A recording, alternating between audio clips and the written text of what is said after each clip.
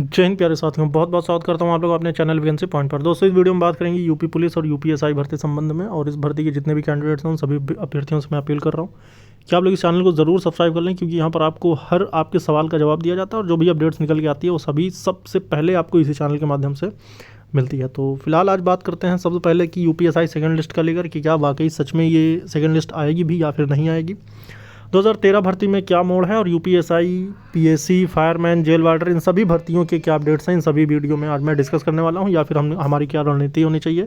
जो भी candidate in भर्तियों से सीरियस हैं, बिल्कुल वो वाकई चाहते हैं कि इन भर्तियों की अपडेट्स उन तक पहुँचे, तो वो इस चैनल को जरूर सब्सक्राइब करें। तो सबसे पहले मैं आपको बता दूँ कि जो सबसे बड़ा मुद्दा बना हुआ है कि यूपीएसआई सेकंड लिस्ट क्या वाकई आएगी, तो मैं इस पर आपसे सिर्फ इतना ही कहना चाहता हूँ कि यूपीएसआई सेकंड लिस्ट का जो भी कैंडिडेट इंतज़ार कर रहे हैं, तो ये तो आप जान लो कि घर बैठ के तो नहीं आएगी। अगर आप सोच रहे हो घर बैठे रहेंगे और सेकंड लिस्ट आ जाएगी, तो नहीं आएगी। दूसरा मुद्दा ये है कि क्या प्रयास करने के बाद आ सकती है। तो प्रयास करने के बाद ये निर्णय आपको देखने को मिल सकते हैं कि मैं यहाँ पर आपको सिर्फ सुझाव दे सकता हूँ जो चीज़ें अभी चल रही हैं उसके अकॉर्डिंग। तो आप ये जान लें कि ट्राई ब्रेकिंग वाले जो मतलब कि जितनी कट ऑफ होती है उतने मार्क्स लाकर भी सेलेक्ट ना होने वाले कैंडिडेट में एक कैंडिडेट ने कोर्ट से ऑर्डर लेकर अपने आप को नियुक्ति दिलवा दी। बाकी बचे कैंडिडेट घर पे बैठे हैं या फिर किसी चीज़ का इंतज़ार कर रहे हैं, पता नहीं किस चीज़ का इंतज़ार कर रहे हैं, कि उनके लिए वो चीज़ हो जाएगा कि जो चीज़ें आज तक किसी को भी इंतज़ार से नहीं मिली। भाई मेरे, आपके अगर ऐसे मार्क्स हैं कि आपको लगता है कि आपकी नियुक्ति हो सकती है, मतलब आप हो सकते हैं, यानी थोड़े बहुत मार्क्स से एक नंबर तक अगर आप कम हैं, तो आप ज़रूर कोशिश करें, कोर्ट से कोशिश करें या फिर अन्य प्रकार से। मैंने शुरू से आप तक बातें पहुँचाना शुरू कर दिया था कि आप बिल्कुल अपने आप को क्रांतिकारी समझें। अगर आप ऐसे कदम उठाते हैं तो आपको मिलेगी नियुक्ति।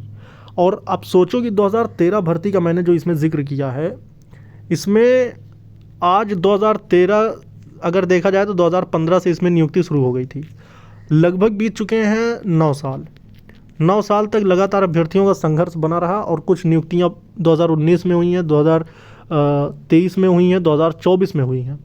फाइनली ये चीज़ यहाँ तक पहुँची कि जितनी सीटें खाली थीं उन सभी सीटों को भर दिया गया है। फीमेल में टोटल 375 सीट बची हुई है। मेल में जो भी सीट्स बची हैं, अगर किसी भी कैंडिडेट को इस बारे में नॉलेज हो कि जो खाली सीटों पर भी जो इसमें दोबारा नियुक्तियाँ दी गई थी, तो वो एक बार कॉन्टेक्ट ज़रूर कर ले। मैंने इंस्टाग्राम को अपनी आईडी भी मेंशन कर रखी है डिस्क्रिप्शन बॉक्स में, वहाँ भी आप मुझसे जुड़ सकते हैं। तो यहाँ पर मेरे भाई ये चीज़ समझो कि लोगों ने संघर्ष किया और उन्होंने अपनी नियुक्ति ले ली, और एक ही माध्यम है, वो है कोर्ट। और अन्य प्रकार से या तो फिर आप सीएम साहब से मिलते हैं और वहाँ पर अपनी जो है अपने प्रकार से वहाँ पर अगर चीज़ें पहुँचाते हैं तो फिर इस पर भी काम हो सकता है। लेकिन फ़िलहाल तो यही कहना चाहूँगा कि भर्ती बोर्ड तो इस बात पर पूरी तरह से वो होता है कि अगर वो उस कोर्ट का आर्डर अगर आप ले आते हैं तो आपको नियुक्ति ज़रूर मिलेगी। अब उसके बाद जो UPSI, PSC, fireman, jail warder, इन सभी कैंडिडेट जो नई भर्ती का इंतज़ार कर रहे हैं, इनसे मैं ये कहना चाहता हूँ मेरे भाई कि आपको पता है 60,244 पदों की भर्ती आपके सामने आ चुकी है। अब पूरी तरह से भर्ती बोर्ड इसमें इतना ज़्यादा व्यस्त हो चुका है कि उसको किसी और चीज़ का भी फिलहाल तो ध्यान नहीं आ रहा। उसके साथ ही साथ आपको पता है कि 2022 में फॉर्म अप्लाई कराए गए थे रेडियो ऑपरेटर वाले। तो भर्ती बोर्ड से ज़्यादा यहाँ पर व्यस्तता आपको मैं बताना चाहता हूँ कि किसकी है। तो यहाँ पर उससे ज़्यादा भी व्यस्तता है कोचिंग इंस्टीट्यूट्स वालों की, जिन्होंने भर्ती आते ही अपने जो है कोर्सेज सेल करने शुरू कर दिया और उसके बाद अभ्यर्थियों का इतना भी नहीं ख्याल किया कि कुछ ऐसे कैंडिडेट हैं जो खासकर उनसे इसलिए जुड़े हैं कि यूपीएसआई की भर्ती की तैयारी में, पीएससी की भर्ती की तैयारी में, फायरमैन की तैयारी में, जेल वार्डर की तैयारी में। भाई जिनके पास सारे कैंडिडेट जुड़े हुए हैं उनके पास तो क्या इन भर्तियों के कैंडिडेट्स नहीं जुड़े हैं, तो उन्हें भी याद नहीं है कि वो भी इस मुद्दे को उठा सकें, उस मुद्दे को उजागर कर सकें। फ़िलहाल तो ये कहना चाहूँगा कि जिस तरह से अभी तक भर्ती बोर्ड का जो रिएक्शन है, यानी कि जो उसका एक माहौल समझ में आ रहा है, वो तो यही आ रहा है कि इस भर्ती को जल्द ही अनाउंस करेगा और उम्मीद है कि एक आध हफ्ते के भीतर भी कर दे। लेकिन ये जो माहौल है ना, ये 100% नहीं कह सकते कि भर्ती बोर्ड इस भर्ती को अनाउंस करेगा ही। किसी प्रकार से भी कोई साफ तौर पर कोई भी ऐसी बात नहीं है कि भर्ती बोर्ड ने ये बात कहा हो या फिर आश्वस्त किया हो कि हाँ आपका नोटिफिकेशन जनवरी महीने में आएगा या फरवरी महीने में आएगा या फिर 2027 के चुनाव कराने आएगा।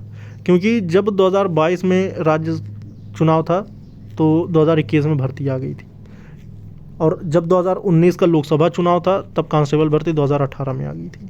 अब लोकसभा चुनाव 2025 में है, 24 में है, तो 2023 में भर्ती आ गई। और इसी तरह क्या दरोगा भर्ती 2027 में चुनाव कराने 2026 में आएगी। तो ये कहीं ना कहीं आंकड़े जो है वो करने पर मजबूर कर देते हैं कि आखिर ऐसा क्यों हो रहा है, इन भर्तियों को क्यों पंचवर्षीय योजना टाइप से बना दिया गया है। वैसे तो पंचवर्षीय योजना को ख़त्म ही कर दिए, मगर अब भर्तियों को क्यों पंचवर्षीय योजना बना रहे हैं। भर्तियां तो हर साल देने का वादा किया गया था। फिलहाल राजनीतिक मुद्दे पे नहीं जाते हैं, लेकिन जो भी ऐसे कैंडिडेट हैं जो इंतज़ार में हैं, जो वाकई चाहते हैं कि भर्ती आनी चाहिए और सीरियस हैं, तो भाई कुछ तो संघर्ष करना पड़ेगा। और इस संघर्ष के लिए जो सबसे पहले आपके साथ खड़ा होगा वो होगा वैकेंसी पॉइंट चैनल। आप लोग इस चैनल को सपोर्ट करें और ज़्यादा से ज़्यादा शेयर करें सभी कैंडिडेट्स के पास कि इस भर्ती पर आवाज़ उठाई जा सके। अन्य प्रकार से कि जितने भी लोग कोचिंग इंस्टीट्यूट से जुड़े हैं वो भी वहाँ तक बात पहुँचाएँ, और जो भी इन भर्तियों के सीरियस कैंडिडेट्स हैं उन सभी अभ्यर्थियों से कहना चाहता हूँ कि आप लोग भाई सपोर्ट सहयोग करते रहो, क्योंकि अगर आपको भर्ती चाहिए ना तो आपको आगे आना ही पड़ेगा, अन्यथा और कोई भी ऑप्शन नहीं है और कोई भी जो है कोई और रास्ता है ही नहीं, या फिर आप अपना इंतज़ार बरकरार रखें। इसके पहले सालों का इंतज़ार हम लोगों ने किया भाई, इनके पास एजेंसियों का मुद्दा बन गया, कभी कुछ मुद्दा बन गया, और उसके बाद हम अभ्यर्थियों को इन्होंने टहला दिया, और अब फाइनली जब इनके पास एजेंसियों का जो है दिक्कतें ख़त्म हुई तो अब ये भूल बैठे, जबकि कांस्टेबल से पहले इनको भर्ती जो अनाउंस करनी थी वो यूपीएसआई की भर्ती अनाउंस करनी थी।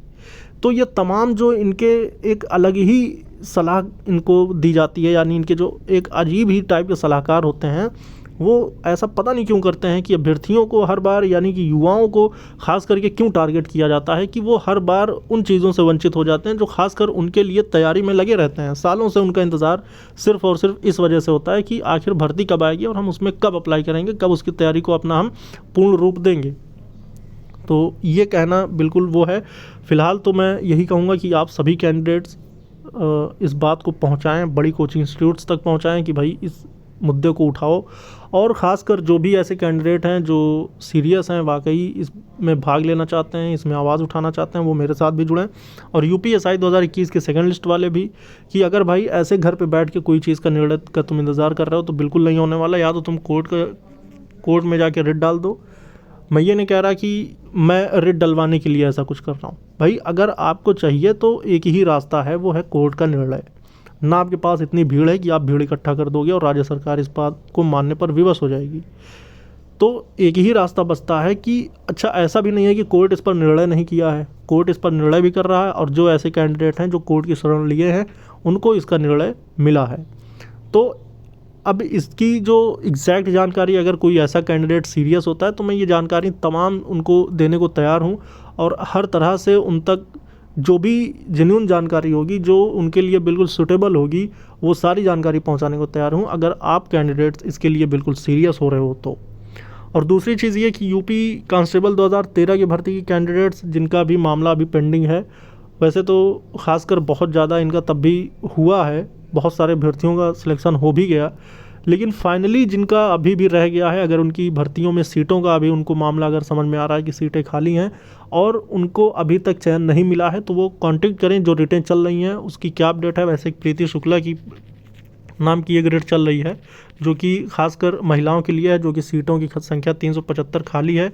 उन्हीं सीटों पर कुछ फीमेल कैंडिडेट्स मिलकर रिट डाली हैं, तो उनसे कांटेक्ट किया जाए और उन अभ्यर्थियों को भी शामिल किया जाए जिससे कि उनको बेनिफिट्स मिल सके जो थोड़े बहुत मार्क्स से पीछे रह गए हैं। तो फिलहाल आज की वीडियो में मैं बस यही इतना ही कहना चाहूँगा, और जो भी कैंडिडेट सीरियस हैं वो ज़रूर जुड़ें, और ऐसे कैंडिडेट का मैं अपने चैनल पर स्वागत करता हूँ। फ़िलहाल तो बिना सीरियस होने से और किसी प्रकार से और कोई हल नहीं है कि आपको कहीं भी जो है मौका मिल सकता है। इस वीडियो में इतना ही दोस्तों। जय हिंद, जय भारत।